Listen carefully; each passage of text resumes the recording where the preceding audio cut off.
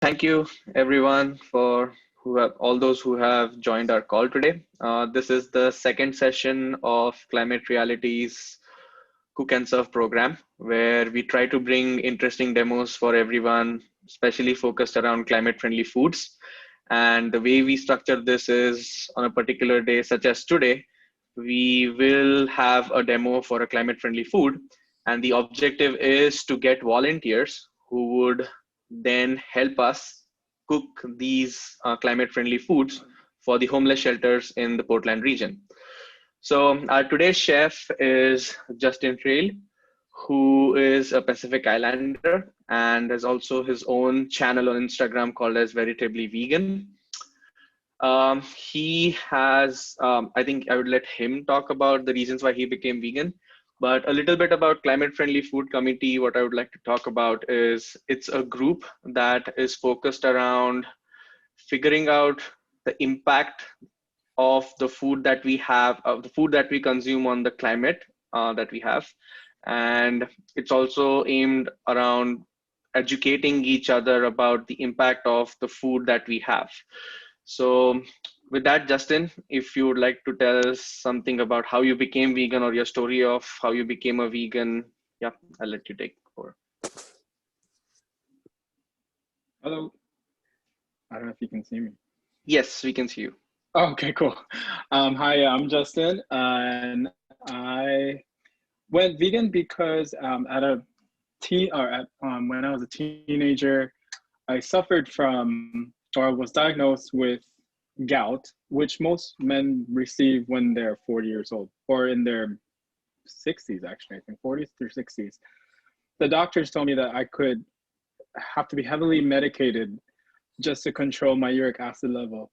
And after going vegan for a whole year, I had no attacks. So I continued on this path. And I like the idea of just using plant-based for anything. And my recipe, or actually one of my number one things that I cooked, especially for my mom when I was 18, is jambalaya. I did grow up in Hawaii, and she was kind of weirded out that I cooked Cajun food, because I grew up with Japanese, Chinese, and Hawaiian food.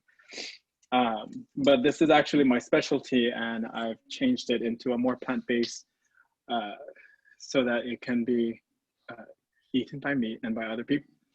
Mm-hmm. All right, so if you guys have questions, feel free to ask.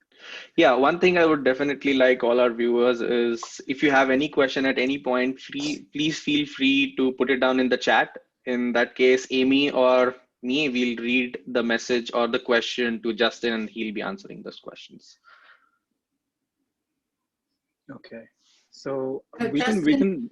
Do you want to spotlight the preparation of the food? There's a video. He has 2 videos going, so you can watch from above. Yeah, so I think, how do I switch to the other screen? Because I can do that. This one. I think like that. Oh, there we go. Yeah, that's perfect.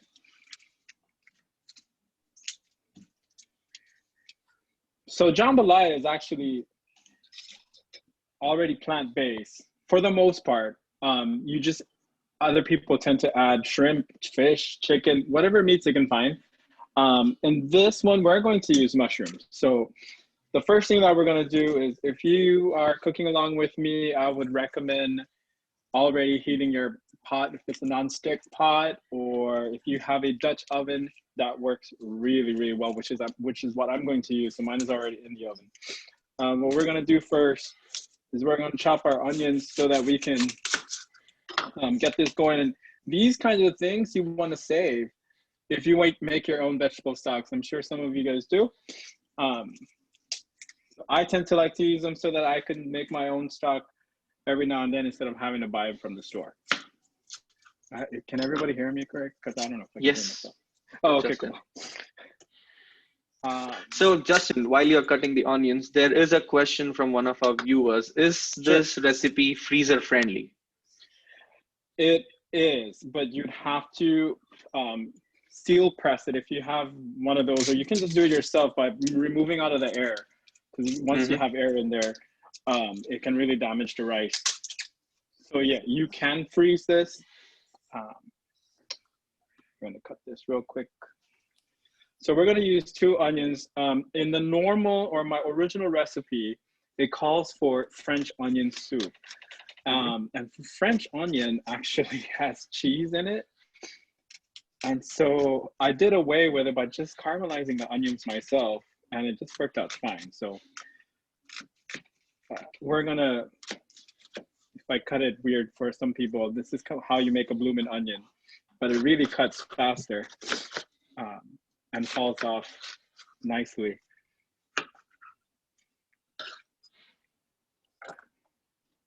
So 2 onions of these should be enough. You can add garlic, and those of you who are not using salt, I use three cloves of garlic per 1 tablespoon of salt.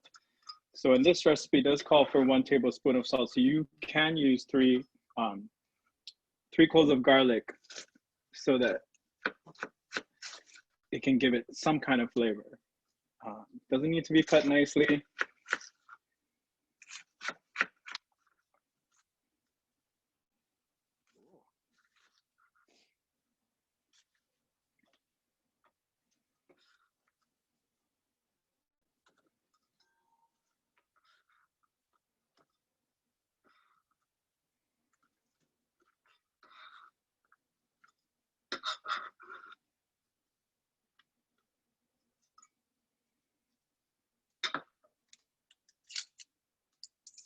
What I like about these onions, that you can use any onions you can find. I found these in the market, so these are white onions. They don't make me cry. But the trick is, if you have, you know, the regular yellow onions, you can freeze them first before cutting, and once you start cutting them, you won't cry anymore. But if you're like me and you were raised in a place where you have child labor and end up having to make pot stickers full of onions, yeah, you end up crying for other reasons.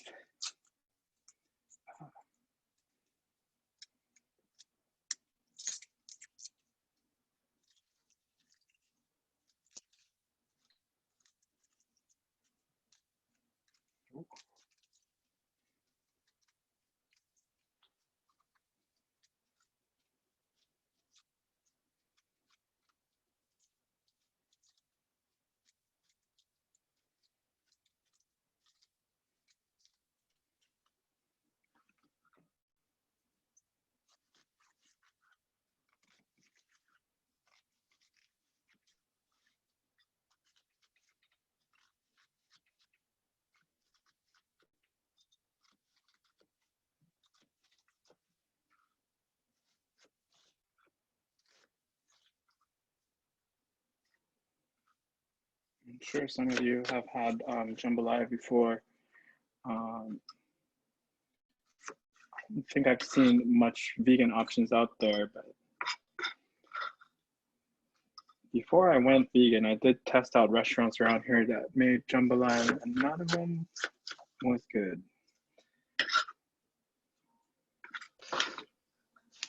So Justin, if someone were to try Pacific Islander dish, which restaurant in Portland do you recommend? In Portland, I do have some quarrels with some because they don't know how to cook rice. But the best one would be 808 Cafe. If you are living out in the suburbs near Forest Grove, there is one out there that actually uses mesquite, or in the Hawaiian language, kiawe. So it's kiawe grill. That's only if you're living out there.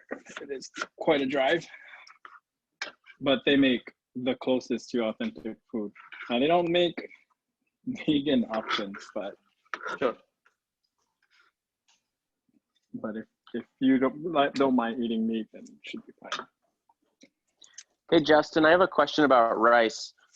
This is Craig. Can you elaborate on what you're saying about restaurants that don't know how to cook rice? Because I feel like when I make rice at home, it's hit or miss also.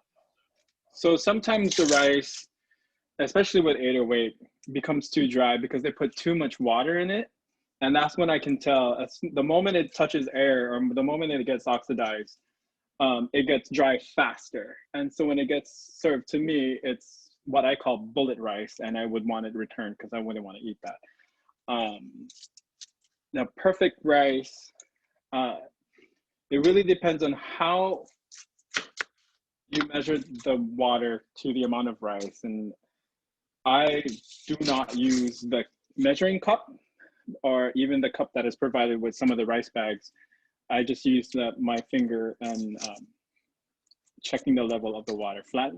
Washing the rice, flattening it out, and then adding the water until it gets up to using your middle finger to the first line of that finger. Then the rice should be content. Did that answer your question? Yeah, thank you. Yeah, sure.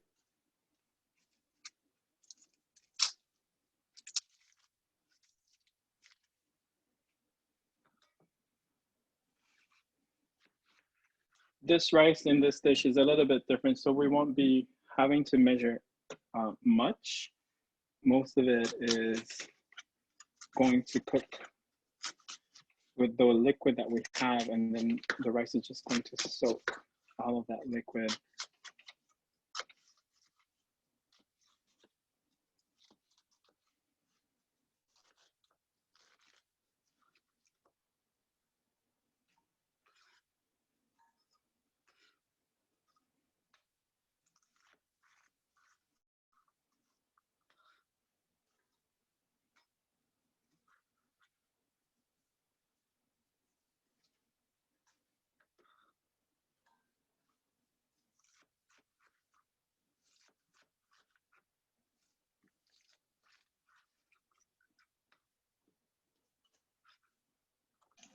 So Justin, we have one more question. Can we use brown rice for making jambalaya?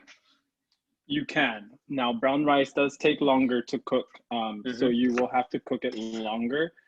And just make sure that you check the water content after 30 minutes, because sometimes it just gets dried up too quickly and then you don't have enough liquid for the brown rice to continue cooking.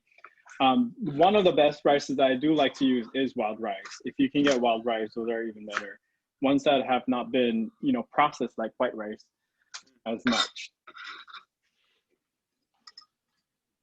But yeah, you can use brown rice. Thank you. Okay, now that I have all of my, actually, no, I don't. I thought it was finished.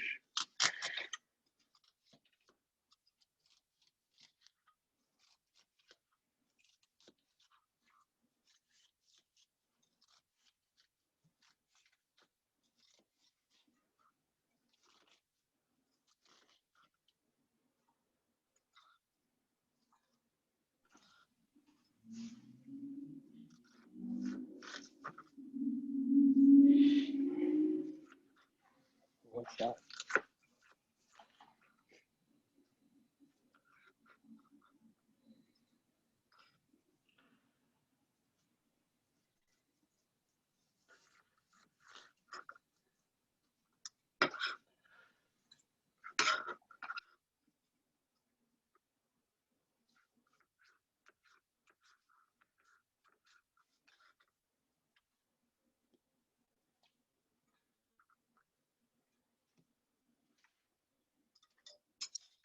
All right, so we're gonna set this aside and we're gonna start chopping these.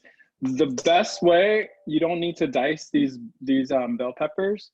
You can cut them anywhere you want. I tend to like to remove some of the stems, but you don't have to because I don't like to waste food either. So you can chop the bell peppers any way you feel. I usually remove the seeds that are already inside. I already cored these, but to each their own. Sometimes I do like to remove some of the stems, and then just use that in my my stock for a vegetable broth.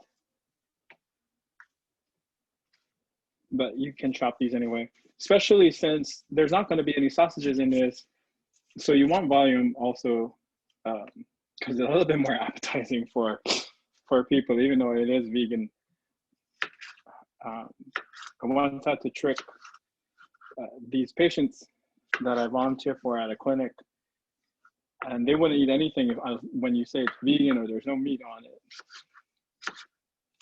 But if you can trick their eye, it kind of looks like meat, just like mushrooms. Mushrooms are a good example.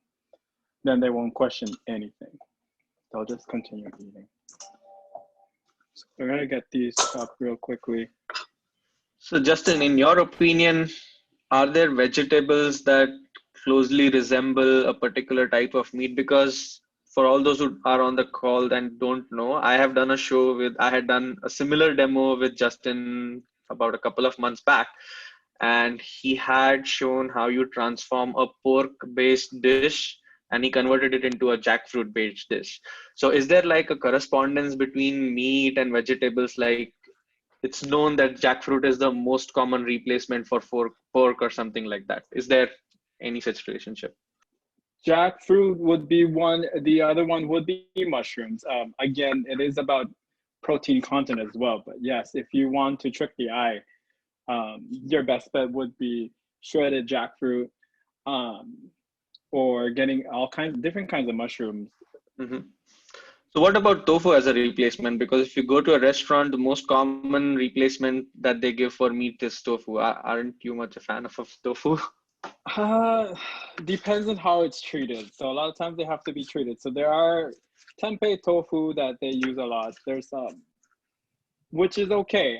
I know one restaurant that uses tempeh tofu and they make Mongolian beef, and I can't tell the difference. I mean, I grew up eating Mongolian beef, so it's like I want to question it basically. Then there are some places that would use the tofu in scrambled eggs, and it just totally changes everything. So it really depends on how it's treated. But yes, you can make tofu look like meat. Justin, what about using soy curls in the jambalaya? Yes, you can actually. And I thought, oh, that would be a good idea to make it look like there's meat on it. And I thought, for fun, not in this recipe, but in another recipe I'll do some other time, just to crisp those and top that off as garnish.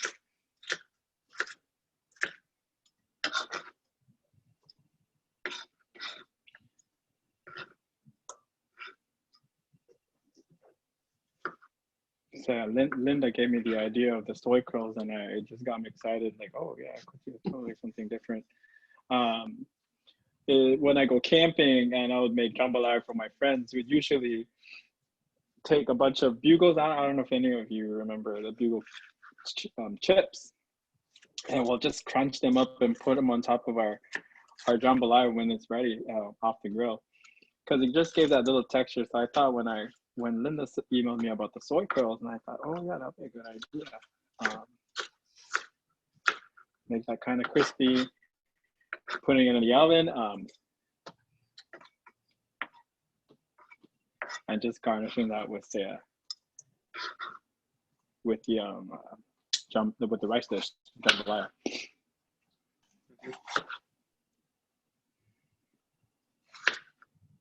Could you talk about your knife a little bit? I'm curious to know, particularly about the length of your knife, which is a little bit shorter than what I use, and I'm just wondering if you could say something about that.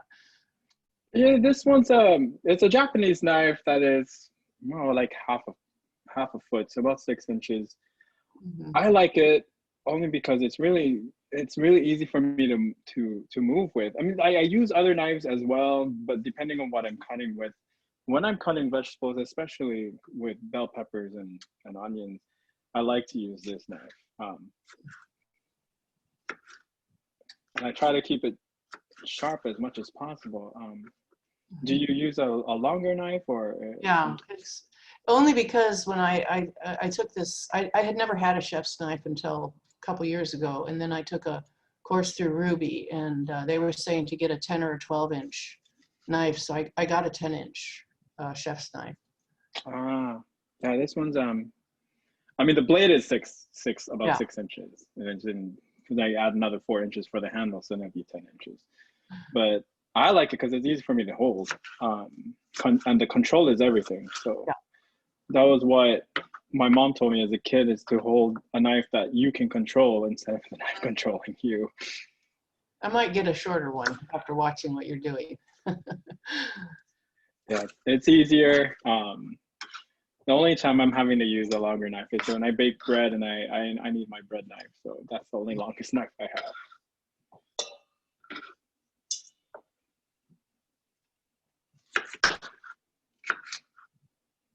This is fun.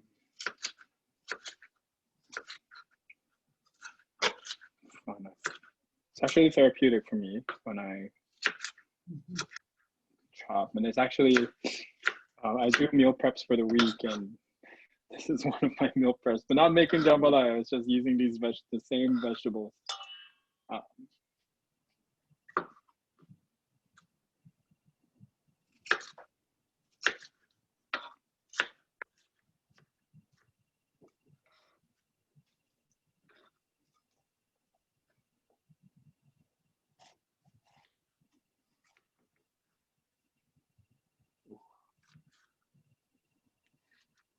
Could you just talk about how you cored those peppers? Yeah. Okay.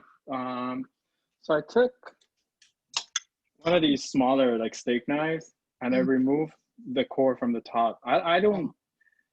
Most chefs, how they taught me, they would chop the top part off and then they just throw it out. I'm like, what the hell are you doing? There's like still meat on there. So I removed that stem, and I will still cut with that part that they would technically remove. So you The stem, didn't cut any off the bottom. You didn't cut I'm the sorry. bottom off. No, I don't cut the bottom off because there's still, I mean, it's still edible. So I eat everything on. Every part of the bell pepper is edible. The stem can be used for the stock, so you can keep that for stock if you make your own. But yeah, well, in restaurants, I don't know why they cut that part off and just throw the other rest away. I'm like, what a waste of food. I think it's about speed in a restaurant, probably. About what? Speed. That is speed. Yeah, this does take some time. Yeah. And especially when you dice this, it's even smaller because I've made wontons with these before, and it just takes even more time. It's the prep work that takes more time than it does with the cooking. Yeah.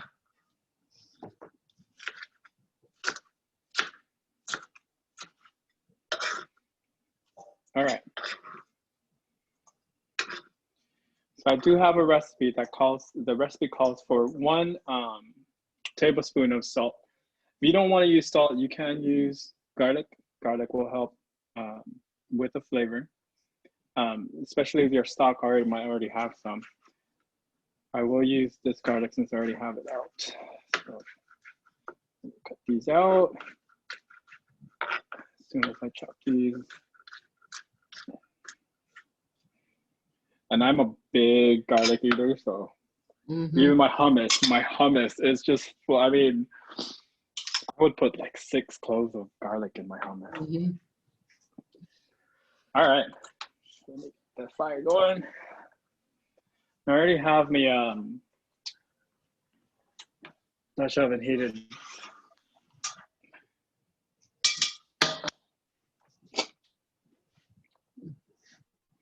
I don't know if you guys can see that. Okay. So we're gonna use water for this, so we don't have to use oil. Just use a little bit, like 1/4, just to get that heated, because we're gonna saute our onions and our garlic first. If you do want to use oil, go ahead. Olive oil would be the best to use. I've tried with avocado and coconut, and it just didn't taste the same. Once we get this one started, we can throw in our onions. Yeah.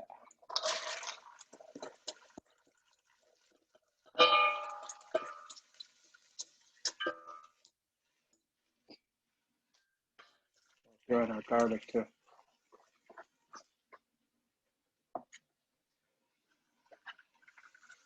And so we're just gonna try and get these caramelized.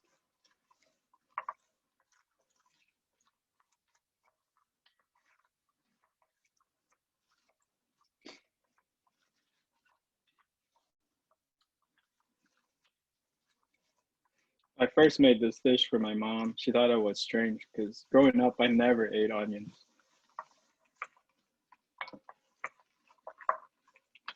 And now I'm like, cooking with onions all the time.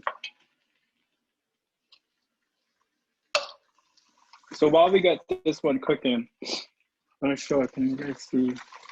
I have there's about 15 ounces of garbanzo beans that I drained. If you have the dried ones, you would have to soak them overnight before you can use them. But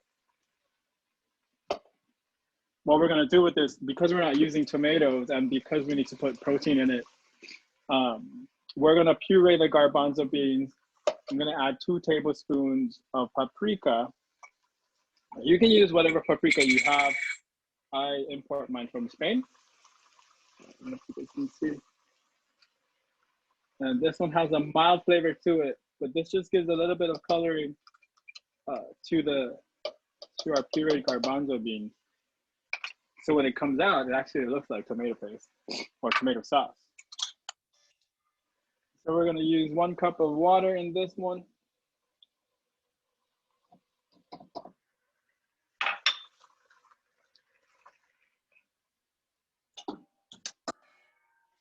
And if you have a food processor or anything that can process legumes, that'll be the greatest.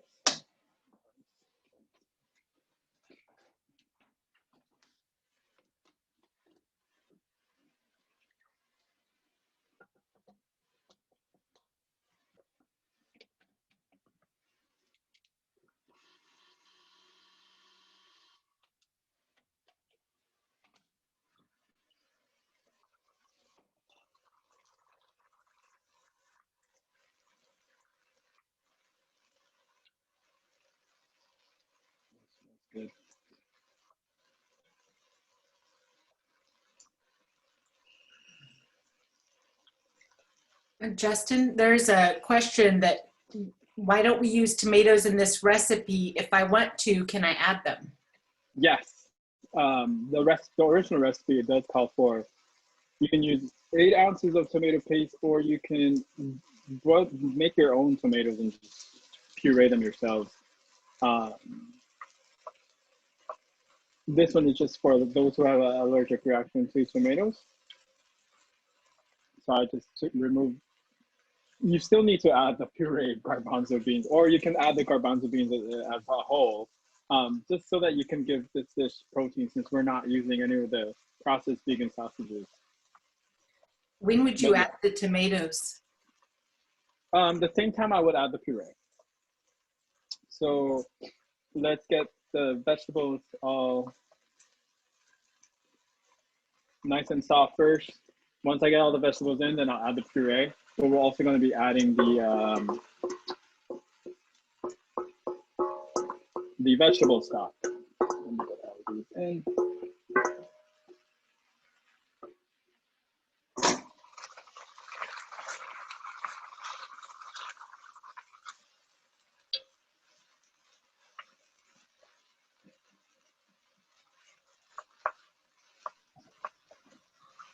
Nice. I already chopped my mushrooms, and you can get whatever mushrooms you can find. Let me see if you guys can see. These are crimini mushrooms. Yes. So I already pre-chopped them because I know it's going to take some time. This is 1.5 pounds of it. You can chop. There's no right or wrong of how to chop mushrooms. I like to keep them as thicker as possible so that, you know, this is going to be the bulk of our meat. But you could chop them into more like bite-sized pieces. Yeah. Showy that way, but it's not big enough. Justin, I'm curious to know why you don't use celery in your recipe. So a chef from Louisiana told me that whoever uses celery in their jambalaya is a false chef. So I never cooked with celery whenever I made jambalaya. You can add it if you want, but you're not making it a pois, is what they told me. This is just a hodgepodge of vegetables. Oh.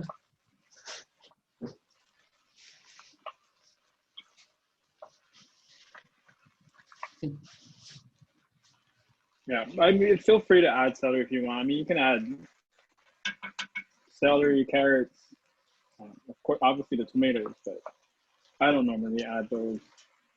If you have them in your garden, that actually works. We're gonna go ahead and add the mushrooms, and then we're gonna start with the liquid.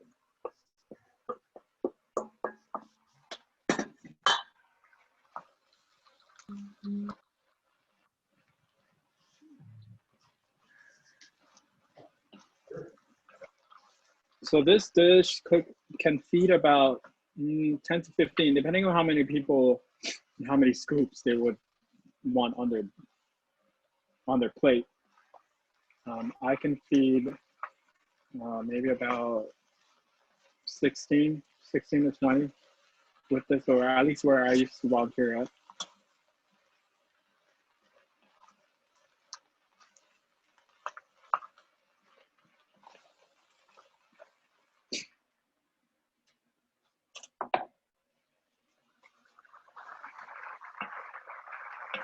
Let's get the mushrooms flavored in.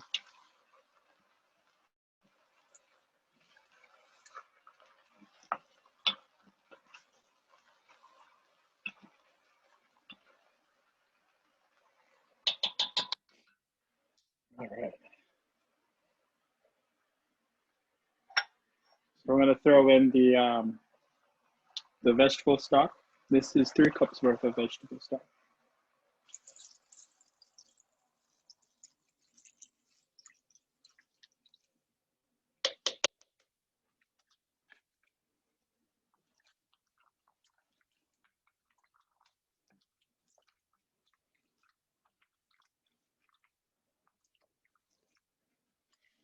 And we're going to throw in that puree, which almost looks like tomato soup.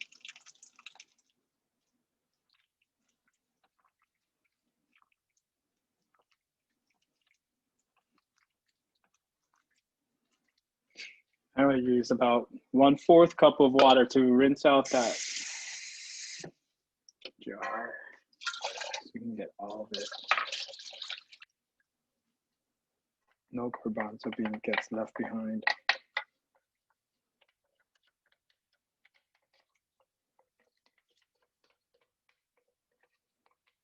If you want it thicker, you could add another 15 ounces of garbanzo beans if you want.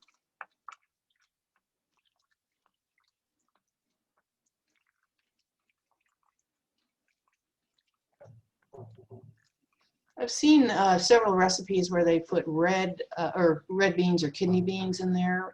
What do you think about that?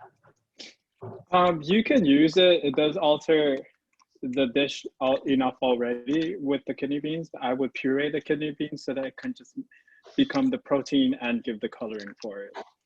So the same thing with the garbanzo beans is why I pureed the garbanzo beans and I added the paprika. I always add paprika regardless, which gives it that a little bit of a reddish color.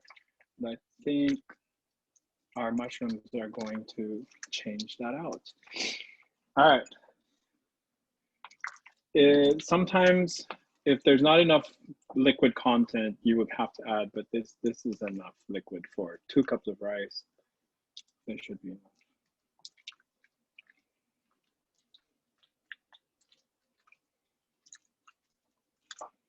And taste.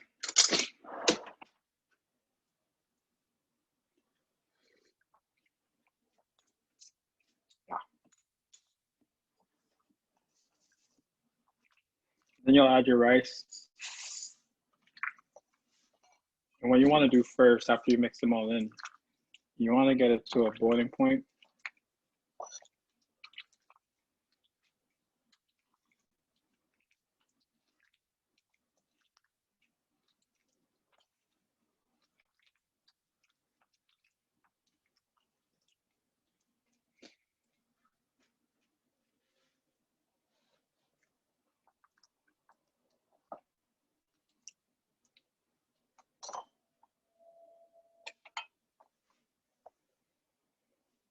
So I'll wait for that to boil for a second. Anybody else? Anyone has any other questions?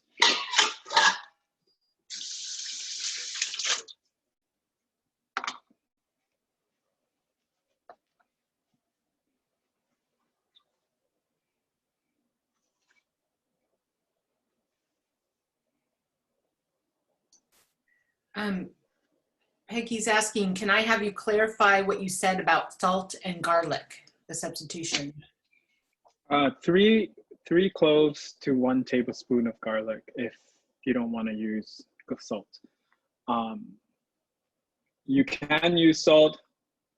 I mean, technically it does call for salt, especially for feeding for homeless people who need to have water to retain more water content. But if you're not wanting to eat salt, 3 cloves of garlic will suffice for the flavor.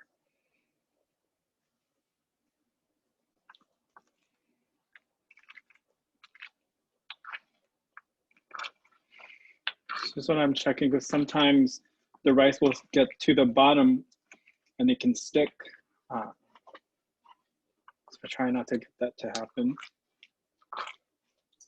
Another question is, was the black pepper added already? Not yet. And I will add that now. So just 1 tablespoon of black pepper. More to taste if you want.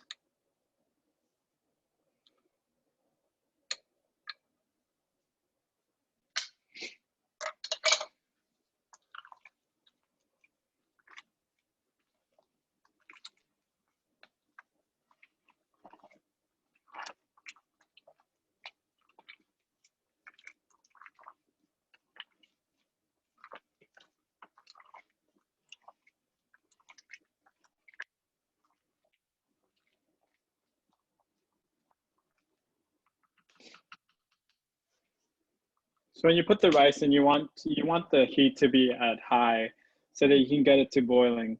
The moment it starts to boil, or the whole surface starts to boil, is when you want to bring down the heat to a simmer and have it sit for about 30 to 45 minutes so the rice can cook and soak up all of the juices.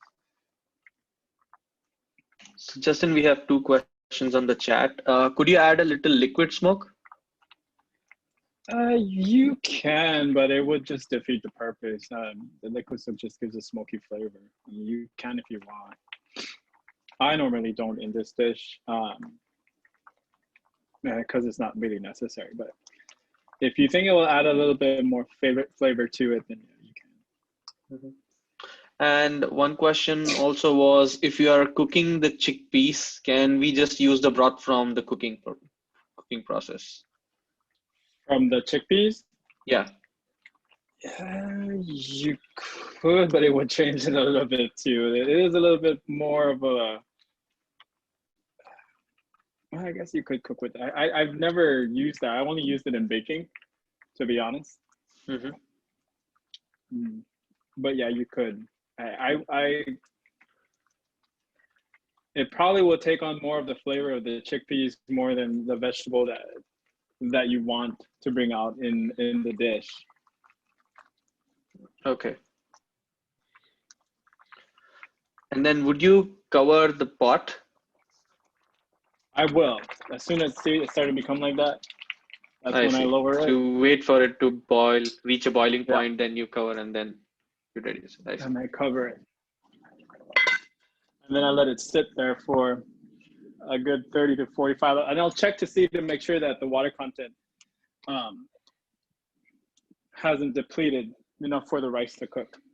And I can show you guys a completed version. Mm-hmm. So have you like reduced the temperature, that's it, or have you just stopped cooking all the way? No, I've reduced the temperature to simmer. Okay. So it's the same way a rice cooker would work, right? You get it to a high point where you have the rice boiling, and then it lowers down to keep warm or to simmer, so that the rice has to continue to cook. Then I have a question, because generally what I do is I cook the rice separately and then mix it. Like if this were a rice and curry way, like the rice would be cooked separately, right? So is it okay if I cook the rice in a rice cooker and just add it to this? You can. The rice wouldn't take on the flavor, but if you want to do it that way, then yeah, you can. It's almost similar to, what do you call that?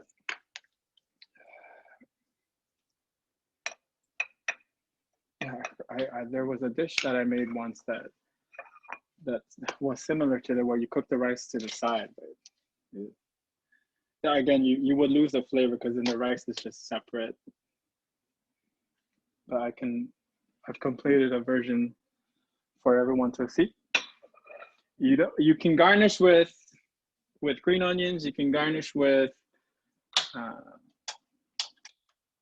other herbs that you might have, especially if you have a garden at home. And you feel like sometimes I would use, I don't know what's the English word for yerba buena. Spearmint, I think is what you would call it. And it goes pretty well with this dish as well. So here's I don't know if you can switch to there you go. The completed version. With the mushrooms tend to shrink anyway, so that's why I leave it at that width.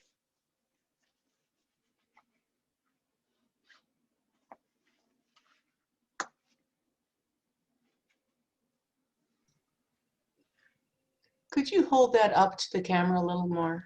Yeah, I was. Yeah. Oh, this way. Ah, that's so weird. Yeah, that's great. Thank you. Nice. Sure. Yeah, that's super. Wonderful. Looks good.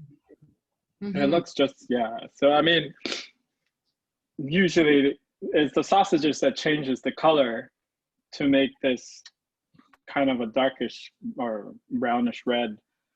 But the paprika and the mushrooms actually help with this one. And Justin, your original recipe, you were going to use vegan sauce